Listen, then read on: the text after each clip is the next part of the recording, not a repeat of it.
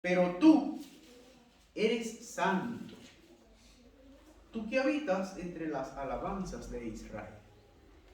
Yo no sé ustedes, pero en Venezuela se repite mucho esta frase: Dios habita en medio de la alabanza. Dios habita en medio de la alabanza. Dios habita en medio de la alabanza. Nos dice mucho eso. Y es verdad. Pero yo cuando empezaba en los caminos del Señor, también me decían que Dios es omnipresente. O sea, que está en todos lugares. Y que es omnisciente, que todo lo sabe. Pero me decían que Dios habitaba en medio de la alabanza. Entonces eso era como contradictorio. ¿Por qué? Porque si Dios habita en un lugar, ¿cómo puede habitar en todos los lugares?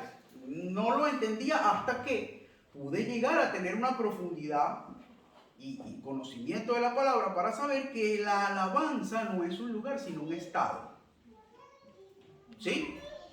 Es un estado en el cual el Señor se glorifica. La alabanza, hermanos míos, la alabanza, el rey David hace una referencia en este salmo específica a la alabanza que el pueblo Israel, ¿sí?, tenía, y ahí el Señor habitaba y se glorificaba. Resulta, hermanos, que con la muerte de Cristo, y eso lo encontramos en Efesios capítulo 2, el apóstol Pablo nos explica que con la muerte y resurrección de Cristo nosotros fuimos injertados al pueblo de Israel. ¿Por qué? Porque fuimos adoptados por las promesas de Dios. Para todo aquel que creía en Cristo era hijo de Dios, así como en un principio era Israel los únicos hijos de Dios. Ahora bien, ahora ese Israel que podemos encontrar aquí, que nos dice, tú habitas en la alabanza de Israel, no se está refiriendo a Israel nación, sino a Israel, al verdadero Israel, al Israel de Dios, que es todo aquel que ha creído en Cristo, el cual integra el pueblo de Dios. ¿Sí? Nosotros que somos el Israel de hoy, los hijos de Dios, cada vez que alabamos, en ese momento Dios se glorifica. Dios es exaltado. David no se refiere aquí a la alabanza, hermanos, como algo que el Señor pues necesita para vivir, como un combustible. El Señor no necesita de nada que nosotros hagamos, porque Él ya por sí, Él es autosuficiente. Él puede todo. Pero cuando nosotros le alabamos, el Señor se agrada de esa alabanza que nosotros podemos tener en ese momento. Existen muchos lugares donde la adoración es llevada a cabo. La adoración y la alabanza, Dios mismo instituyó en un principio el tabernáculo. ¿Recuerdan? Ese que Moisés y Aarón construyeron en el desierto para que estuviese el arca allí y allí pudiera el pueblo adorar a Dios. Y luego ese tabernáculo fue llevado al templo que construye Salomón para Dios. Y allí solo el sumo sacerdote llevaba la adoración del pueblo, se echaba la adoración del pueblo a cuestas para ir adelante de la presencia de Dios y allí, en medio de la presencia de Dios, darle la alabanza. Hermanos, eso hoy día, gracias a la misericordia de nuestro Padre, ha cambiado. Ahora, Cristo nos permite a cada uno de nosotros alabar de manera individual. No necesitamos ir a un lugar, no necesitamos estar en un sitio específico, a una hora específica, para adorar a Dios, para alabar a Dios. Sino que en nuestra cotidianidad, en el día a día, un lunes, un martes, un sábado cualquiera, podemos alabar el nombre del Señor y Él va a agradarse de esa alabanza que nosotros le estamos brindando. Y más aún, cuando lo hacemos juntos como iglesia, pues esa alabanza es todavía, porque dice que el Señor se manifiesta o Dios está cuando dos o tres se reúnen. ¿Sí? Cuando dos o tres están reunidos, allí está el Señor, nos dice la Biblia. Entonces, hermano, esta mañana vamos a aprender un poco acerca de la alabanza. ¿Cuál es esa alabanza que el Señor le gusta, en la cual el Señor se goza. Si leemos detenidamente este Salmo 22, hermanos, vamos a encontrar, si empezamos a aplicarle las preguntas estas que vimos esta mañana, si empezamos a estudiarlo detenidamente, tenemos tiempo para un mes, hermanos, hablando aquí de lunes a lunes, del Salmo 22. Es un salmo muy profundo teológicamente, muy profundo de todos los puntos de vista que lo podemos mirar, pero esta mañana vamos a ver algo muy importante aquí y vamos a complementarlo con otros textos de la Biblia, que la Biblia se complementa a sí misma, la Biblia se da vida a sí misma y se complementa en cada uno de los textos. Ahora aquí vamos a encontrar en este Salmo 22 un rey David muy afligido. Él está en una situación de mucha aflicción, de mucha tristeza, cuando está escribiendo este salmo. Y el primer punto que vamos a tocar es que Dios habita en la adoración del afligido. Dios habita en la adoración del afligido. Salmo 22, ese mismo salmo, vámonos al versículo 24. Dice: porque no menospreció ni abominó la aflicción del afligido. El Señor no menosprecia la aflicción del afligido. Ni de él escondió su rostro, sino que cuando clamó él, o sea, cuando el afligido clama, el Señor oye. El Señor oye. Hermanos, es muy fácil adorar a Dios cuando estamos felices, ¿verdad?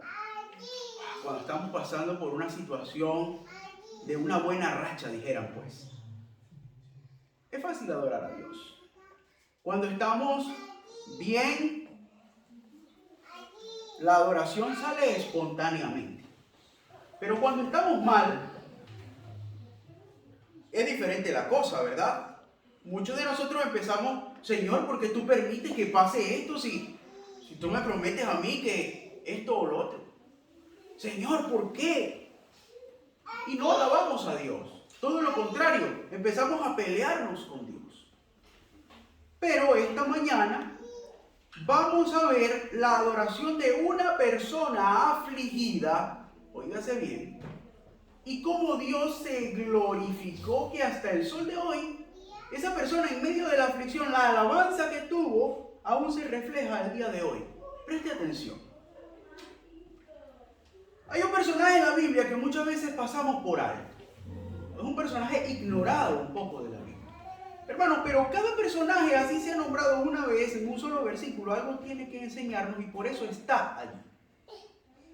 Este personaje de la Biblia muchas veces lo pasamos por alto porque el protagonista de la historia es otro. Pero resulta que cuando nosotros vemos una película también hay personajes secundarios, por decirlo de algún modo, a los cuales incluso la Academia de Cine le da premios. Por eso hay premio al actor que acompaña al protagonista, ¿no? Y esas actuaciones también son recalcables o remarcables, perdón. En esta oportunidad vamos a hablar de Lea. ¿Se recuerdan de Lea? Lea es o fue la primera mujer o esposa de Jacob. Para entrar en contexto, vámonos al capítulo 29 de Génesis.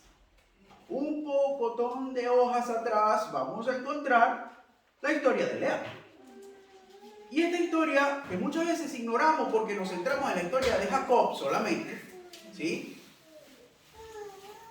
Nos perdemos esa gran bendición, esa gran enseñanza que nos deja Lea. Génesis 29.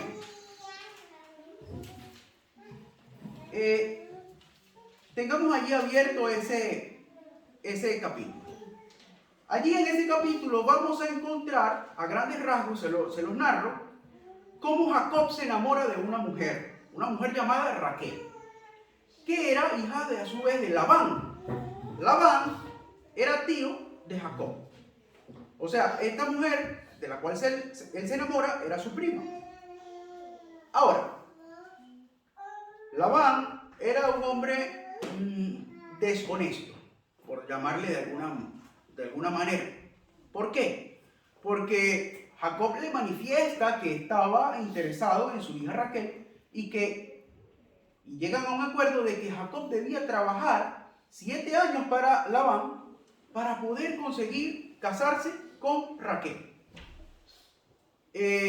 Jacob trabaja estos 7 años y el día de la boda, cuando estaba ya el hombre con el frac, le llegan con otra hermana, con la hermana mayor de Raquel, porque dicta la costumbre israelita de ese momento que se tenía que casar la mayor primero. Y Lea no se había casado. Para colmo de los males, hermanos, vamos a leer el versículo 17 del capítulo 29. Dice así, oiga bien esto, se los leo. Y los ojos de Lea eran débiles. Otras versiones dicen delicados. Pero Raquel era de lindo semblante, de hermoso parecer. A Jacob le metieron gato por liebre, como dice por allí el refrán. Y lo pusieron a bailar con la más fea, además. Vean, lo dice la palabra que era una mujer que tenía un defecto físico de la vista. No sabemos cuál es porque la traducción del hebreo de ese momento es bastante imprecisa. Esa traducción débil, delicado, no podemos ver si es que podría tener algún tipo de afección en la vista, podría tener estrabismo, que se le desviaban los ojos, o podría ser ciega. No sabemos. No sabemos. Ahora, la otra, la menor, era muy bonita, nos lo dice aquí, vemos aquí, hermanos, que Raquel era la mujer amada y Lea fue la mujer menospreciada en esta historia.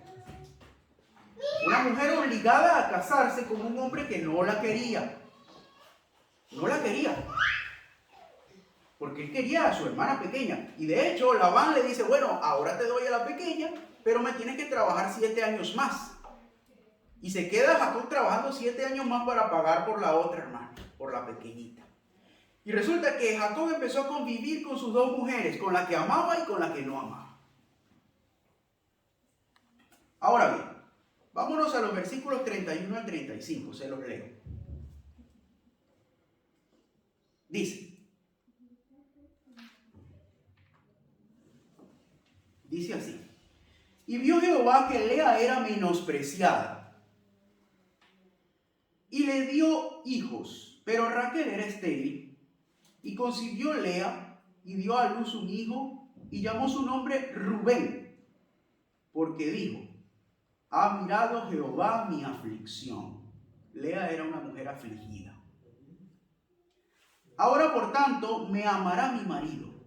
Vemos que Lea deseaba que su marido la amara, pero no la amaba, hermanos. Continúo.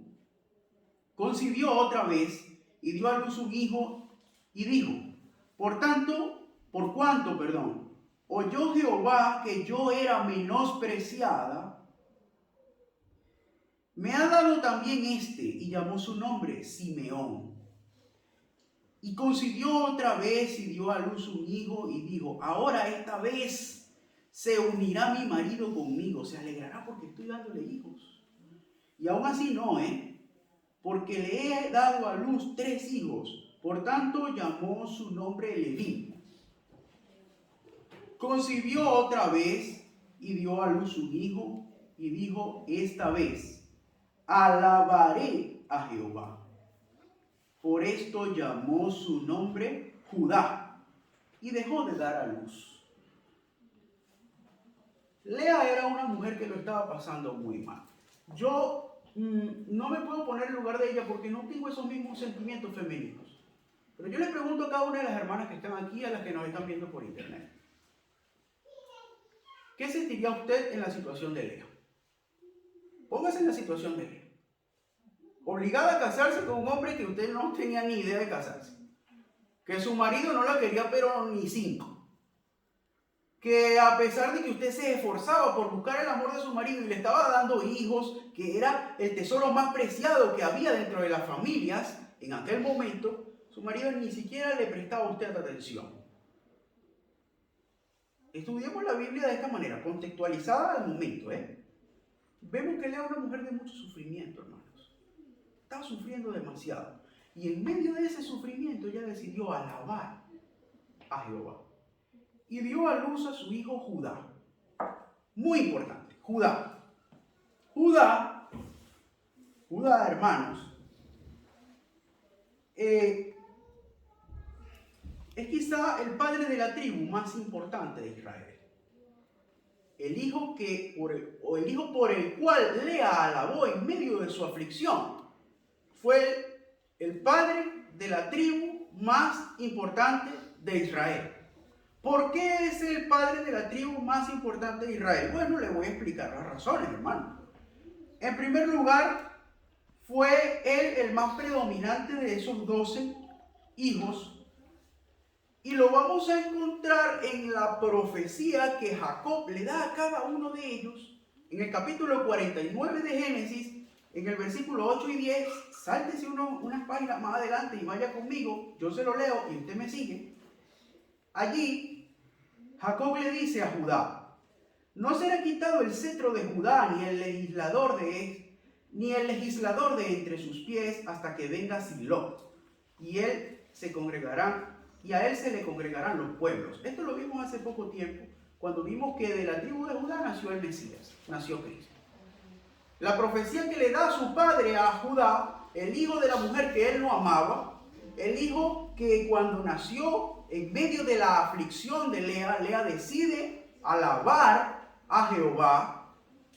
Ese hijo iba a ser el padre, ¿sí?, de la tribu donde iba a nacer Jesús. Y posteriormente, en esta tribu iba a nacer el rey David también, antes de Cristo. Que le está escribiendo este salmo en el cual nos estamos basando, el que dijo que Dios habita en medio de la alabanza. El fundador de esta tribu nació en medio de la alabanza al Señor y en medio de la alabanza de una mujer afligida. Hermanos, el reino de Judá, Israel se dividió en dos. Cuando muere David, los descendientes de David, una parte, se quedan con el reino de Judá, que integraba 2 de las tribus de Israel, Judá y Benjamín. Las otras 10 tribus, Rubén, Manasés, todas esas, se juntaron en el reino del norte. La parte norte de Israel se quedó allí, y la parte sur era Judá. Resulta y acontece que esa parte norte de Israel, y eso lo va a encontrar usted, apúntelo para que lo lea en su casa. Segunda de Reyes, capítulo 17. Lea ese texto y usted se nutrirá de historia de Israel y verá cómo esa parte norte de Israel, esas 10 tribus que integraban Israel, actualmente hoy no existen. Los únicos que existen en Israel hoy son los descendientes ¿de quién? Judá y de Benjamín. El hombre que nació en medio de la alabanza de una mujer afligida es el remanente del pueblo de Dios que queda hoy. Los otros se diluyeron por la deportación que sufrió a Asiria y se mezclaron y dejaron de alabar a Dios, se olvidaron de Dios. Y Dios los desechó, mis hermanos. Se quedó con la tribu de Judá y con la tribu de Benjamín, que a pesar de también haber sido deportados, pero esta vez a Babilonia, de ellos nace un hombre como Daniel que dijo: yo no me contamino de la comida del rey. Esa es la tribu de Judá. Se las presento muy superficialmente, pero le doy grandes rasgos de la importancia de la tribu de Judá. El padre Judá nace en medio de la aflicción y de la alabanza de su madre Lea. Ahora, Dios, hermanos, se manifiesta, oigan bien, y este es el segundo punto que vamos a tocar, se manifiesta en la adoración sincera. La adoración sincera es la que agrada a Dios. Volvemos al Salmo 22 en el que estábamos. En ese Salmo 22, Leemos en el primer versículo. Dice: Dios mío, ¿por qué me has desamparado? ¿Por qué estás tan lejos de mi salvación y de las palabras de mi clamor? Mas yo soy gusano y no hombre, oprobio de los hombres y despreciado del pueblo. Lo he saltado al versículo 6. Vayan conmigo. Continuamos en el 7. Todos los que me ven me escarnecen, estiran mi boca, menean la cabeza diciendo, hacen así como negando. Se encomendó a Jehová, líbrele él, sálvele, puesto que en él se complacía. He sido derramado como aguas, el 14, y todos mis huesos se descoyuntaron. Mi corazón fue como cera derritiéndose en medio de mis entrañas. ¿Por qué? El 16 dice, porque perros me han rodeado, me han cercado cuadrilla de malignos. Horadaron mis manos y mis pies. Contar puedo mis huesos, dice el 17. Entre tanto ellos me mirarán y me observan. Me miran y me observan, repartiendo entre sí mis vestidos, y sobre mi ropa echaron suertes. En medio de la aflicción, la misma que sufrió Lea, David está escribiendo este salmo. En medio de la aflicción. Y esta aflicción tan terrible, oiga bien lo que está diciendo David, que no vale nada, hermanos. Está diciendo que Dios está lejos suyo. Está diciendo que no lo responde. Está diciendo que se siente destruido. Y en medio de eso, David decide alabar al Señor también. Decide alabarlo y decide, hermanos, expresar que Dios habita en medio de la alabanza. En el versículo 3 que leímos. Y el Señor le da una revelación que se cumpliría 1000 años después. Cuando alabas de manera sincera y en medio de la aflicción, Dios se manifiesta. Le da una revelación. Si leemos este salmo detenidamente, hermanos, es una profecía de lo mismo que iba a padecer el Mesías en la cruz. ¿Acaso no está diciendo que le hicieron agujeros en mis manos y pies en el versículo 16? ¿Acaso no dice, contar puedo todos mis huesos, el 17? El 18, repartieron entre sí mis vestidos y sobre mi ropa echaron suerte. Si leemos esto en la crucifixión de Cristo, vemos a los soldados jugándose al azar para ganarse las ropas de Cristo. Entonces, el hombre que decide alabar en medio de la aflicción, de la alabanza, Dios se manifiesta en esa persona. Dios se manifiesta de una manera sobrenatural y vemos aquí cómo en medio de la adoración de David, cuando está afligido, Dios le da un mensaje sobrenatural, una revelación sobrenatural que se cumpliría 1000 años luego. Espectacular. Ni siquiera David tenía idea no ponderaba lo que estaba escribiendo. Él no iba a ver ni siquiera el Mesías, iban a pasar muchos años. Pero Dios estaba ya hablándonos a nosotros a través de él cuando él alabó en medio de su aflicción.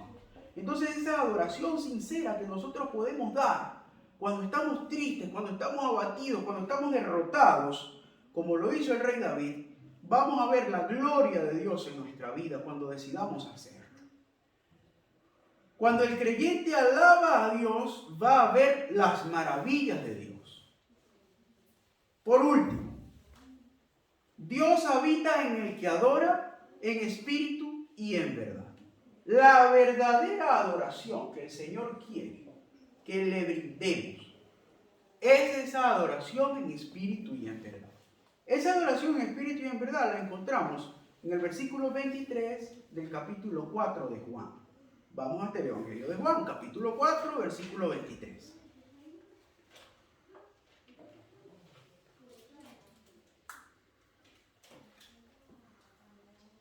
Dice así: mas la hora viene, y ahora es, cuando los verdaderos adoradores adorarán al Padre en espíritu y en verdad, porque también el Padre tales adoradores busca que le adoren.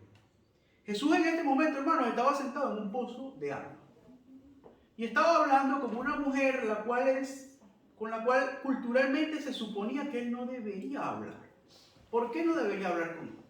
Esta mujer era samaritana. Miren cómo se conectan las cosas en la Biblia. Todo en la Biblia tiene sentido, nada está puesto al azar ahí. Esta mujer era samaritana.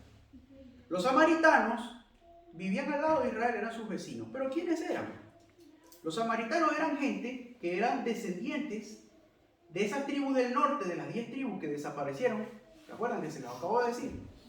Descendientes de ellos, pero que vinieron a Israel con las costumbres que habían adquirido estas 10 tribus cuando se lo llevaron a Siria. Adorar a otros dioses que no eran Jehová, ¿sí?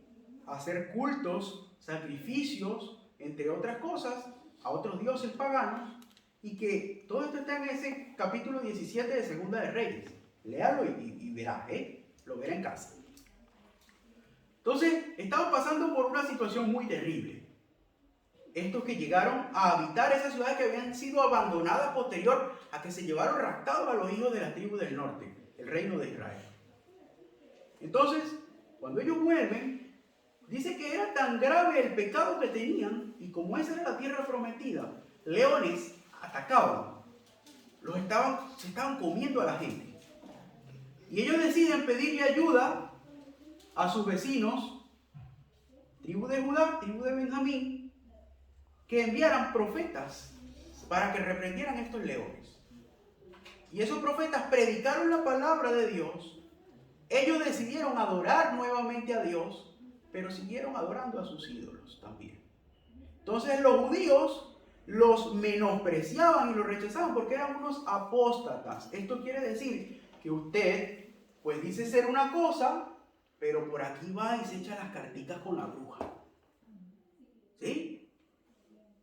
Ojo, Ahora, estos apóstatas, según el pueblo de Israel, Jesús va a hablar con una apóstata y a ella le revela que la adoración que él quiere es la que se hace en espíritu y en verdad. Entonces, hermanos, Jesús estaba sentado en ese pozo con esta samaritana. Y en este tiempo de profunda división ideológica, que no se hablaban los unos con los otros, Jesús decide abrir su ministerio más allá de Israel y predicarle a aquellos que estaban necesitados de escuchar su mensaje redentor, su mensaje transformador. Ahora bien, ellos que guardaban sus antiguos ídolos decían que la adoración a Dios debía ser llevada a cabo en un monte que había. Y los judíos decían que la adoración debía ser en el templo. Y Jesús les dice, mira, calma, páralo allí.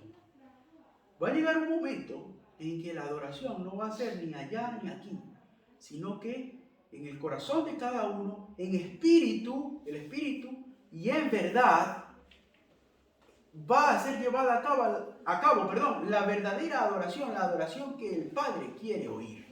Entonces, vemos aquí que Jesús vino a romper los paradigmas que estaban impuestos en la sociedad. Jesús vino a romper todo tipo de religión, todo tipo de leyes y vino a imponernos su gracia. La gracia por el medio de la cual es la que nosotros debemos vivir el día de hoy. Y por esa gracia debemos alabarle, honrarle y bendecirle. Sin embargo, Jesús, ¿sí?, al ser interrogado por ella, le revela que, mira, la adoración pronto, yo voy a romper ese velo del templo.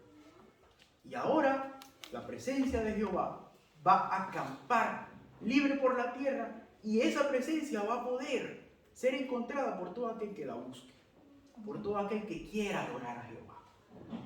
El cristiano tiene una gran ventaja comparado con aquel que vivió en los tiempos de la ley.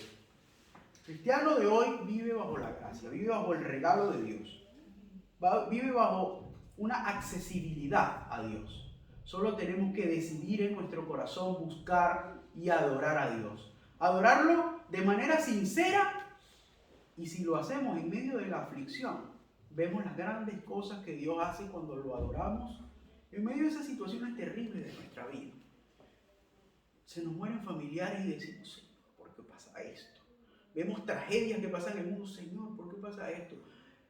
Estamos mal de alguna forma y culpamos a Dios, no le adoramos.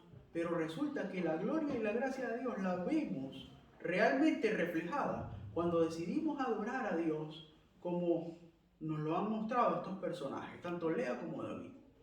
Adorándolo en medio de la aflicción, adorándolo con sinceridad. Y el día de hoy aún es más fácil porque Cristo es ese medio para comunicarnos con el Señor. Él hizo ese puente que no existía antes. Hermanos míos, por último quiero decirles que debemos demostrar cada día, no a nadie, no a la iglesia, no al pastor, sino a usted mismo. Demuestre que usted puede adorar a Dios. Demuéstrese usted mismo, levántese todos los días con el deseo de adorar a Dios, de adorarle, porque Él vino a rescatarnos cuando estábamos perdidos, Él vino a transformarnos cuando estábamos totalmente devastados. Y Él, que pudo hacer ese maravilloso milagro, que nos dio esa gracia restauradora, esa gracia redentora, merece la adoración. Merece la adoración. No la necesita, la merece. Y nosotros debemos dársela. Debemos darle esa adoración y esa alabanza. Recuerden ustedes, hermanos, que el Señor se va a glorificar en nuestra vida cuando decidimos adorarle y elevar a Él esas acciones de gracia, esas alabanzas y adoraciones, sobre todo en las circunstancias más difíciles de nuestra vida. Que Dios les bendiga, mis hermanos. Que tengan una semana sobrenatural y bendecida. Estamos despedidos.